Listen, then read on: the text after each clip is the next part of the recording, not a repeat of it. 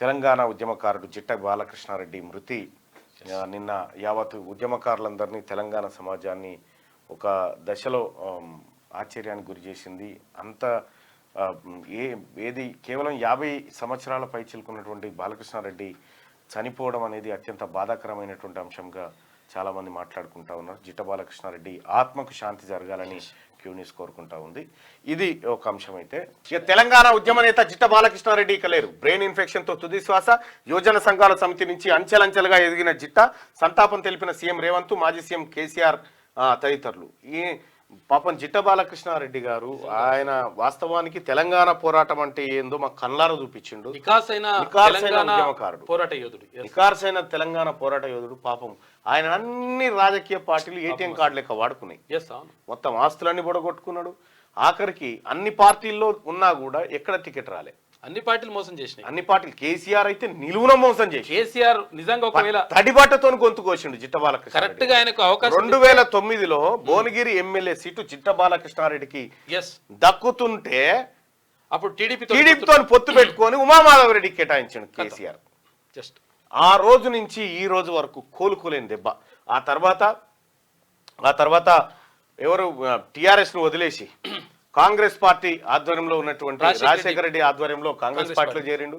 ఆ తర్వాత రాజశేఖర రెడ్డి గారి మరణం తర్వాత జగన్మోహన్ రెడ్డి గారి నేతృత్వంలో వైఎస్ఆర్ కాంగ్రెస్ పార్టీలో చేరిండు. అక్కడ తెలంగాణ ఉద్యమానికి జగన్ వ్యతిరేకంగా మాట్లాడడంతో అది వదిలి ఆ తర్వాత సొంతంగా యువ తెలంగాణ పార్టీని పెట్టిండు. ఆ తర్వాత యువ తెలంగాణ పార్టీని తీసుకుపోయి మళ్ళా భారతీయ జనతా పార్టీలో విలీనం చేసిండు. ఆ తర్వాత భారతీయ జనతా పార్టీ నుంచి మళ్ళీ బయటకు వచ్చి కాంగ్రెస్ పార్టీలో చేరిండు. ఆ తర్వాత కాంగ్రెస్ పార్టీ నుంచి మళ్ళీ చివరిగా టీఆర్ఎస్ పార్టీ. కాంగ్రెస్ పార్టీలోకి ఎందుకు చేరిండంటే కాంగ్రెస్ పార్టీ ఇప్పుడు ఏంది ఇప్పుడు అనిల్ కుమార్ రెడ్డి ఉండు కదా, ఆయన బీఆర్ఎస్ లోకి వెళ్ళిపోయాడు. కాంగ్రెస్ పార్టీ పోతే టికెట్ వస్తుందని చెప్పేసి కాంగ్రెస్ పార్టీ పోయిండు. కానీ కాంగ్రెస్ పార్టీ టికెట్ ఇవ్వకుండా మళ్ళీ ఆయన బీఆర్ఎస్ నుంచి మళ్ళీ కాంగ్రెస్ కి వచ్చిండు. ఎవరు కుమ్మం అనిల్ కుమార్ రెడ్డి. దాంతో ఏమైంది, మళ్ళీ ఆయనకు అన్యాయమే జరిగింది. దాంతో అట్లా మళ్ళీ బీఆర్ఎస్ మొత్తానికి వార్డు మెంబర్ కూడా కాలేకుండా రాజకీయ ప్రస్థానాన్ని నిజంగా దురదృష్టం అంటే ఆయన చాలా దురదృష్టం. మొత్తం భువనగిరి గుట్టకే లైట్లు వేసిండు. తెలంగాణ ఉద్యమాన్ని ఢిల్లీలో కూడా గంగెడ్లను తీసుకుపోయి చూపించిండు. తెలంగాణ గవర్నమెంట్ జూనియర్ కేసీఆర్ మొత్తం ఏం లేకుండా పిండేసిండు ఈయన దగ్గర. పిండేసి కనీసం చనిపోతే కూడా కేసీఆర్ ఇట్లా వచ్చి తొంగి చూడలే. మళ్ళా నిజంగా అసలు 2 సార్లు మంత్రి కావాల్సిన వ్యక్తి అంటే అంత సేవ చేసిండు.